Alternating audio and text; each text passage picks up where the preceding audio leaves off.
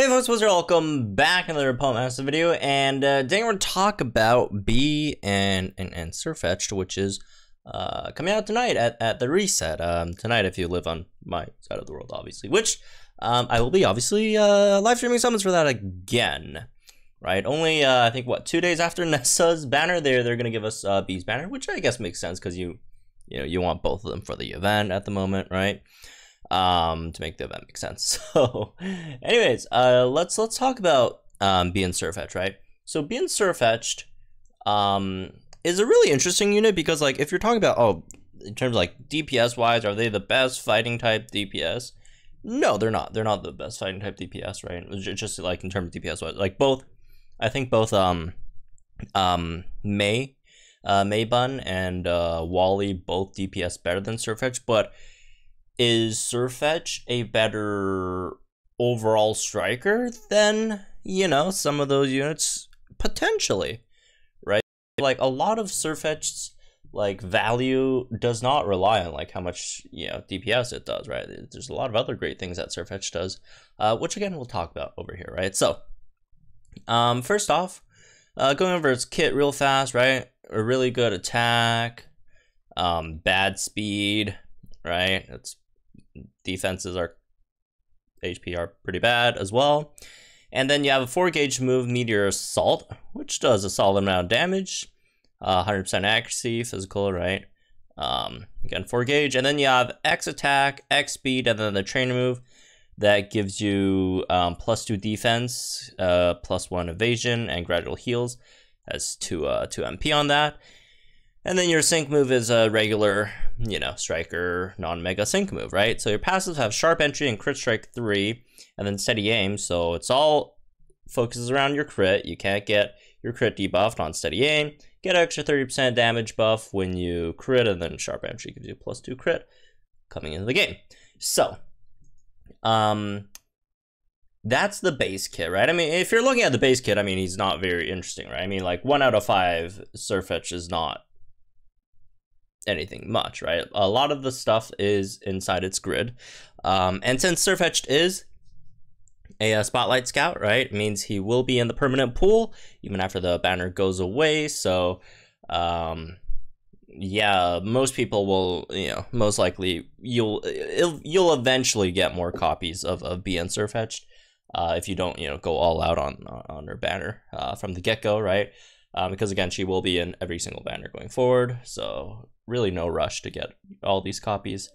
But again, like I mentioned before, a lot of like the good stuff is in her grid, right? 1 out of 5, you basically get nothing. You get MP refresh on speed, X speed, which is okay, I guess. But again, nothing too interesting. 2 out of 5, you do get some stuff, right? But also again, not anything crazy, right? The big thing is like Meteor Assault move gauge refresh 1, which I don't even know if you want to pick it up because it's only move gauge refresh 1, right? Some of the stuff, crit ferocity, kind of whatever, unless you just really don't want to run a support. And then you got, sync move, power up nodes, agile entry. Like, none of these are anything crazy. Most of your stuff comes at 3 out of 5, right? So at 3 out of 5, you get inertia, which is the big thing, right? The reason why, even though Wally is a much better, DPS unit in comparison to Bee, Bee might be the better damage healer because Bee has a much better sync nuke, right? Wally has Cakewalk, but first of all, Cakewalk is not great, right? A lot of people keep on having like this misconception that, if it has a great sync nuke, it does like 1 billion damage, it must mean it's a if it does like 1 billion damage on the sync nuke, must mean it's a good sync nuke. Not necessarily, right? Because for example, right, Nessa or Hydreigon, they do a lot of damage on their sync nuke. Mallow as well, right? Those are sort of examples. They do a lot of damage on their sync moves. Does it mean it's like a very good sync nuke? Not necessarily, because of the setup. The setup is not very good. Usually when you get setups or sync nukes that require you to debuff the opponent, it's usually like 90% of the time not as good as a sync nuke like Inertia. Like in comparison to like Inertia, Cakewalk, one's buffing your speed, the other is debuffing the opponent's speed. Inertia is so much more better, right? Especially with stages that have multiple layers of opponents, right? because with inertia, once you buff your speed, you don't have to worry about it, right? Unless the opponent debuffs your speed, which doesn't happen too often, right? You could keep on inertiating your opponents, doesn't matter how many of them go down. On the other hand, if cakewalk, right, you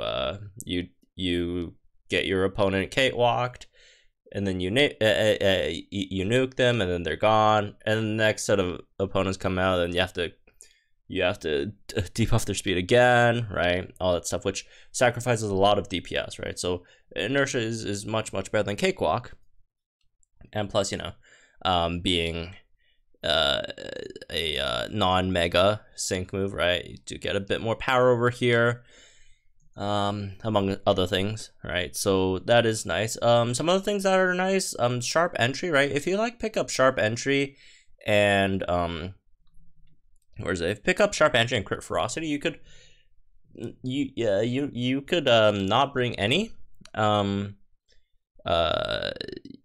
offensive supports for Surfetch, because you could just max out your crit and attack, right? It takes a bit. Just get those 2 activations on crit ferocity, but you'll eventually get it, right? Most likely. So that's nice. The other really great thing is Meteor Assault crit charge 2, because like we mentioned before, Surfetch speed is like terrible, right? The Surfetch speed is not good at all, and you're a 4 gauge move, so having this extra just guaranteed 1 move gauge back every time you use a Meteor Assault is definitely going to be very helpful, right? But yeah, I wouldn't worry too much about like Surfetch's like move gauge issues, because it is slow, but first of all you have X speed, and then you have crit charge 9 if you are 3 out of 5, right? 3 out of 5. So yeah, he has some really nice stuff on the sync grid at 3 out of 5. Outside of that, right, again, if we're talking about, you know, in terms of like 1 out of 5, 2 out of 5, obviously not gonna be as great as like a already 3 out of 5 Wally and Gallade. And since Wally and Gallade has been in the game for a while now, you know, some people might already have Wally and Gallade 3 out of 5. So if you really need a fighting type striker, you could maybe go for B, but like if you already have Wally Gallade 3 out of 5, or even like 2 out of 5, honestly, or even just 1 Wally Gallade, it's just, you know, you can still stick with Gallade. I've got Karena. Karena should be fine as well. We just got the dev letter mentioning that Solgaleo is sync grid. Solgaleo also Focus Blast, right? Another fighting type user. So if that, you know, becomes anything great, I mean, so far all the legendaries have had bonkers, you know, sync grid upgrades, right? So it's definitely not a must summon, but it's definitely a very good unit, right? But again, it is Spotlight, so it's in the permanent pool. You could eventually get it. It's not like it's a must have, right? Plus, we're getting like Groudon Kyogre at the end of the month, which is obviously very hype. So maybe you want to save gems for that one, right? Fetch very good. However, definitely not necessary, right? We try and pull for BN Surfetch then.